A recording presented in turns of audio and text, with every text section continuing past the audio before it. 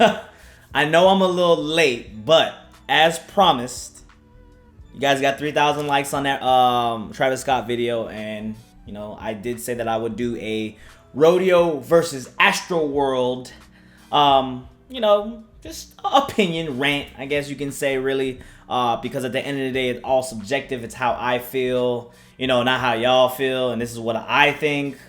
You know, it's not what I know, it's what I think. So I'm just gonna give my opinion on which I think is better, because I keep my promises. Whether they be late, 2 years later, 3 years later down the road, I keep my promises. Oh yeah, please ain't. I've had time to really think about this question. It's been about a year now that I've said that, you know, that Astroworld was better than Rodeo.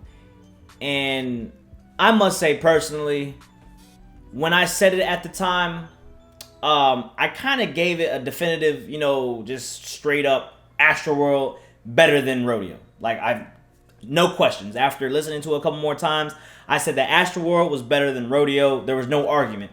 But as time went on, I found myself still going back to Rodeo multiple times, as well as Astroworld as well. So going back to both albums, and I feel like it is still Astroworld, but it is slightly Astroworld, slightly, in some aspects. Because I feel like when it comes to each person, there could be times where Astroworld is better than Rodeo, and there could be times where Rodeo is better than Astroworld.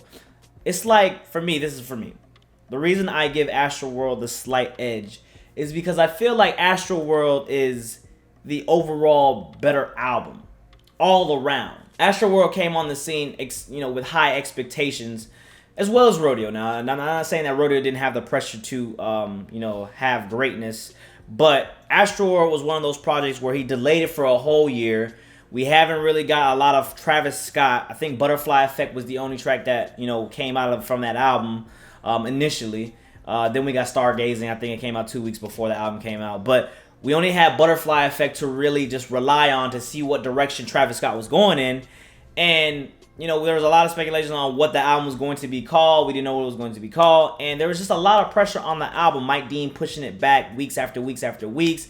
We thought it was going to be a flop. The album released and it exceeded greatness, in my opinion. The reason being is because the album was mainstream, but at the same time, it stuck to the theme and it stuck to a lot of day one listeners. You know, like Travis Scott really didn't switch up what he does. He had a lot of features on there, which is not new. You know, Rodeo had a lot of features as well, and Days Before Rodeo, as well as Al Farrow. So it's not like Travis Scott has never had, you know, features on his album. But I felt like this album being 17 tracks, which initially scared me, ended up being a strong point for Travis Scott because how well the album carried itself from start to finish. There was one track I didn't like on Astro, which was NC-17. NC-17, the one with 21 Savage, I did not like that track. But even now, I'm fucking with that track. The theme stuck. It was an amusement park theme. Apparently, this was an old theme park that Travis Scott used to go to when he was younger. They knocked it down, which they're rebuilding now thanks to Travis Scott. And I feel like him having these spooky sounds, having these very weird, you know, spacey sounds, it just stuck to the amusement park theme. And I felt like it was overall his best project. When you think about Days Before Rodeo, or I'm going to say in this video, DBR, when you think about DBR I felt like, which I still have to do a video of, but DBR I felt like the production was solid, but it wasn't mastered. You know what I'm saying? It was very raw. But I felt like it helped the mixtape do what it was supposed to do. And then Rodeo was just the more polished version of Days Before Rodeo. It was the mastered version, I would say. We also got look, and the reason it's so hard for me to pick between Astroworld and Rodeo when I had the, you know, when I was really debating in my head is because my favorite songs actually come from Rodeo. Stop Trying to Be God, Impossible. So I'm going to, you know what? I'm going to do a top 5 because I'm trying to do this. It's going to be a new thing I'm starting doing with the channel. Top 5 tracks from each album. 3,000 likes on the video. I would do that. New vinyl on the wall. You know how it really goes. But I will do that for Rodeo and I would do that for Astroworld. But I feel like when we listen to Astroworld, the fact that he has Sicko Mode on there as well. You guys can hate on Sicko Mode all you want. I didn't really hate on the song. I just hated on the line when Drake said, I took a Xan, it took 13 hours to land. Like, no one, bro, you a grown-ass man. 13 hours off a Xan? Come on, man. Like, that, no. I don't care how strong it is. You're not knocking out for 13 hours off half a Xan. So I thought that was the only suspect line in the track, but overall, I love the energy that they feed off each other. It was a radio hit. It stuck to Travis Scott fans. That's what I say is amazing. Travis Scott, not Travis Scott. Kendrick Lamar has done this pretty well. Also, J. Cole is another one who does it pretty well. You know, when you can make a radio track, but still stick to your roots, still be true to who you are, I feel like that's an art in itself. Rodeo really didn't have a track like that when I think about it. I know Birds in the Trap Sings McKnight had that with Goosebumps, but I'm trying to think a track from Rodeo. Let me know if I'm... 90210, that wasn't on the radio.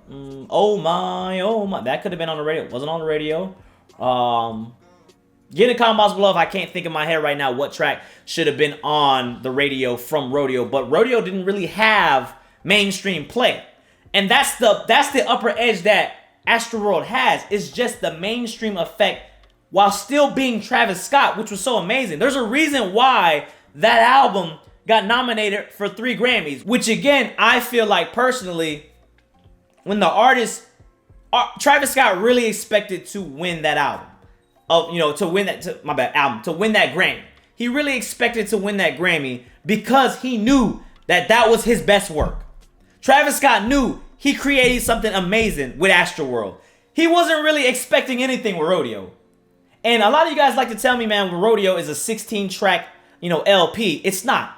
14 tracks, if I recall, 14 or 13 tracks with 3 extra tracks on the deluxe. Who the fuck counts deluxe, all right? I don't know what era we live in. Deluxe does not count, all right? Deluxe is just extra. His original LP was 13 to 14 tracks. I think Apple Pie was 14. I don't recall off the top of my head. Put in the comments below. If I'm wrong, I'm wrong. But y'all know what I mean. It was 14 to 13 tracks, and there was still some bumps in Rodeo where I did not like. There was 2 to 3 tracks where I still skip. Now I think is it the Tori Imoy track? Tori Imoy track I skip from time to time, and I also skip Nightcrawler from time to time. All right.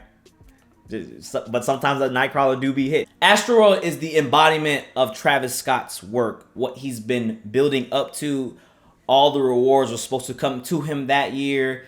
The way Stargazing hits you on the intro. His reflection on Stop Trying to Be God, which I feel like is his top 5 best track to date.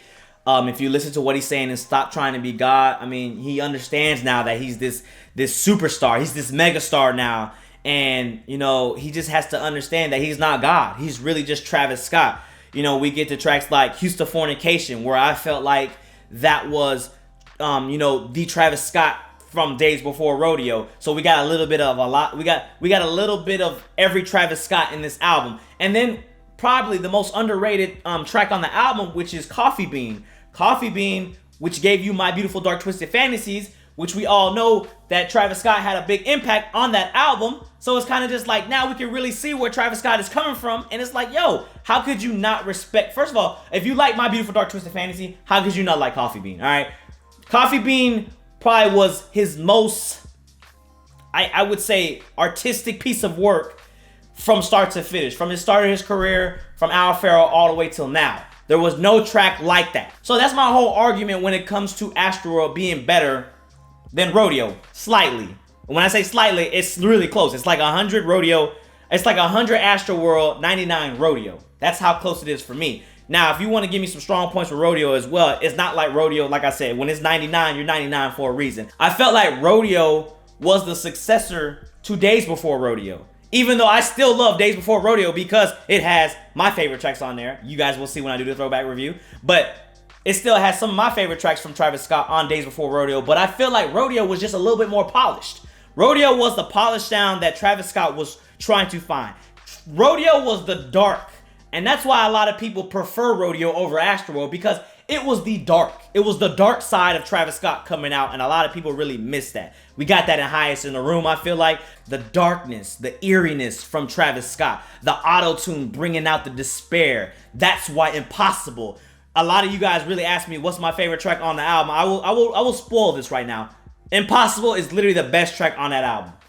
Impossible, I didn't even know that Impossible was a heartbreak track until I really listened to the words, because the production was so A1. But when I actually listened to what Travis Scott was saying in that, I don't even want to, you know what, I was about to get hyped right now. I don't even want to get into that right now. We're going to wait for that video, but god damn it, that track is so amazing. You listen to tracks like Pray For Me. Obviously, we have tracks like Oh My with Quavo, the transition in there. Having a lot of old R&B samples in there as well. I think that's what a lot of people loved about that album. Even if you're not an avid R&B listener, having that old R&B sample in there, I know you know when it hits that part. So that's a sample from an old R&B track that I can't really think of right now. You get tracks like that. Obviously, we get 90210. A lot of people love 90210, and how can we forget Maria, I'm Drunk? If you guys want to ask me, the reason Rodeo is so close to it as well, because when you slow down a lot of Rodeo tracks, Days Before Rodeo has a lot of effect with that as well, but when you slow down, slow on verb, chopped and screwed, slowed, bass boosted, 808 boosted, however you guys want to listen to it, but whenever you slowed, I am the ambassador of slow music, alright? I put these motherfuckers on, okay? I'm gonna start motherfucking holding my title, holding my crown, because I'm putting the music community on this slow shit, alright? When you listen to Rodeo slow, Maria, I'm Drunk. Listen to Drunk, Original Drunk with Travis Scott. A lot of people don't know about Original Drunk. That's the first leaked track I actually heard from Rodeo leading up to Rodeo's release. Original Drunk, Travis Scott ate that shit. You get Oh My slow. You get Impossible slow. There's just so 90210 slow. There's just so many tracks that you can slow down, and I feel like not a lot of tracks on Astroworld have that same effect. Other than RIP Screw. We all know RIP. Oh my god. I put the community on that bitch, bro. I told. Anyways, man, I don't want to get too much to a rant no more, man. I gave you guys my opinion. As promised, I gave you the video. I gotta go catch this 8 o'clock game. See my dude Kirk Cousins throw for 4 touchdowns on that fantasy football. Let me know if y'all got that fantasy football. But again, man, it's really at the end of the day, if you want my honest opinion, it's apples to apples. It's apple to oranges. You know, both are good in their own way. I think that Astroworld has a slight edge. I gave you my reasons why, but there's really no wrong answer when it comes to Rodeo and when it comes to Astroworld. And to be honest, to be fair, there's not really a bad album from Travis Scott. Birds in the Trap is heavily, like, disgustingly underrated. Like, it's an underrated album when you really listen to it.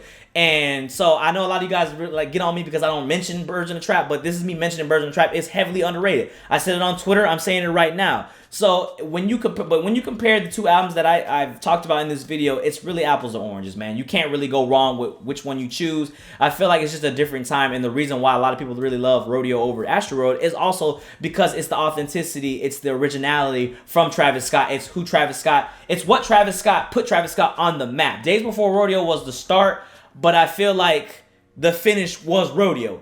Now we know who Travis Scott, the Rager. Now we know the Dark. You know, now we know who Travis Scott is and what he brings to the table. I feel like that's all the aspects that we got from Travis Scott on Rodeo, and why it can be argumented that it's better than Astroworld. Like I said, at the end of the day, there's no wrong answer. I just wanted to give you guys my opinion. So get in the comment box below, man. Let me know what you feel about my take. Let me know how y'all feel about, you know, what Astroworld and what Rodeo does for y'all. Get in the comment box below. Hashtag your favorite. Look, if you guys like Astroworld, hashtag Astroworld in the comments. If you guys like Rodeo, hashtag Rodeo. Let me know.